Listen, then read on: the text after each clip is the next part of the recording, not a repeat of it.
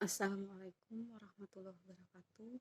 Saya Sari Batari, NIM MM20221389, kelas 118 MSDM pada ITB Nobel.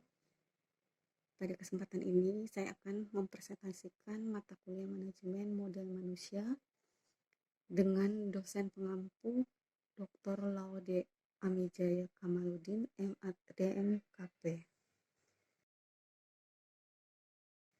Baiklah, singkatnya bahwa paradigma baru manusia sebagai modal human capital dalam sebuah organisasi secara bertahap menggantikan era manusia sebagai sumber daya. Tidak lagi seperti sumber daya air, minyak, atau apapun, manusia harus dikelola sebagai modal. Nah, human capital management adalah proses yang menjadikan manusia sebagai kapital penting organisasi dengan tingkat yang lebih optimal dan tajam. Pendekatan manajemen modal manusia sebagai suatu sistem dirancang untuk menciptakan keunggulan kompetitif yang berkesinambungan melalui pengembangan karyawannya. Human capital management atau manajemen modal manusia merupakan sebuah sistem yang bertujuan untuk meningkatkan kinerja karyawan dan perusahaan dengan mengelola sumber daya manusia sebagai isu strategis tingkat tinggi. Hal ini melibatkan analisis, pengukuran, dan evaluasi kebijakan serta praktek yang mempengaruhi nilai yang diciptakan oleh manusia dalam organisasi. Tujuan dari human capital management adalah untuk menghasilkan nilai sebesar mungkin dari sumber daya manusia yang ada. Ini menurut Suseno dan Dwi Atmojo. Nah, pendekatan manajemen modal manusia atau human capital management berfokus pada menjadikan manusia sebagai aset utama yang berkontribusi pada kinerja bisnis maksimum. Dalam human capital management, mengelola modal manusia ini perlu peningkatan kompetensi berupa pelatihan yang saat ini telah difokuskan pada analisis talenta, di mana individu dievaluasi berdasarkan kemampuan mereka dan dibandingkan dengan kemampuan yang diperlukan untuk posisi mereka. Jika hasil pengukuran menunjukkan kompetensi yang didapat melebihi atau sama dengan kompetensi yang dipersyaratkan, pelatihan yang diberikan lebih bersifat pengembangan diri atau pengayaan.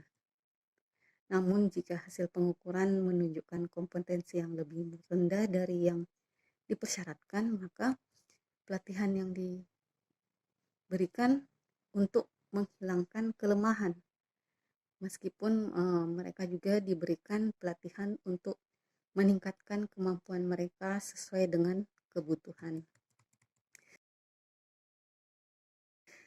Menurut konsep human capital management, pekerja yang berbakat ditempatkan di posisi yang sesuai dengan bakat mereka, atau dengan kata lain, the right man on the right place. Organisasi yang mampu melihat sumber daya manusia sebagai aset yang harus dikelola dengan kebutuhan perusahaan atau organisasi akan membuat perusahaan lebih kompetitif. Adapun strategi manajemen modal manusia berfokus pada hubungan antara kompetensi, motivasi, dan kepuasan karyawan dengan nilai yang diberikan kepada pelanggan sehingga perusahaan dapat mencapai profitabilitas yang lebih tinggi. Strategi human capital terdiri dari 6 faktor yang saling terkait. Yang pertama itu orang, itu siapa di dalam organisasi, keterampilan dan kompetensi mereka dalam bekerja, keterampilan dan kompetensi apa yang mereka kembangkan melalui pelatihan dan pengalaman tingkat kualifikasi mereka. Kemudian kedua, proses kerja. Bagaimana pekerjaan bisa dilakukan, tingkat kerja tim dan saling ketergantungan antar unit organisasi, dan peran teknologi. 3. Struktur manajerial, yaitu tingkat kepuasan karyawan, arahan manajemen dan pengendalian. 4. Informasi dan pengetahuan, bagaimana informasi dibagi dan diperuntukkan di antara karyawan. Kemudian 5. Pengambilan keputusan, itu seberapa penting keputusan dibuat dan siapa yang membuat. Kemudian 6 adalah imbalan, bagaimana insentif moneter dan non-moneter digunakan, berapa banyak gaji berisiko, penghargaan individu, kelompok, dan penghargaan karir. Pendekatan manajemen modal manusia mencakup langkah-langkah seperti menempatkan modal manusia sebagai aset kunci, menggunakan perhitungan dan pengelolaan modal manusia, sebagaimana dilakukan pada modal finansial, serta memungkinkan manajer untuk belajar dari pengalaman mereka untuk membuat keputusan yang lebih baik. Selain itu, manajemen modal manusia atau human capital management berperan dalam mengoptimalkan potensi sumber daya manusia dalam organisasi dengan mencocokkan individu dengan peran yang memungkinkan mereka memaksimalkan keterampilan dan produktivitas mereka. Ini berdampak pada peningkatan produksi, efisiensi, loyalitas, dan kinerja karyawan secara keseluruhan.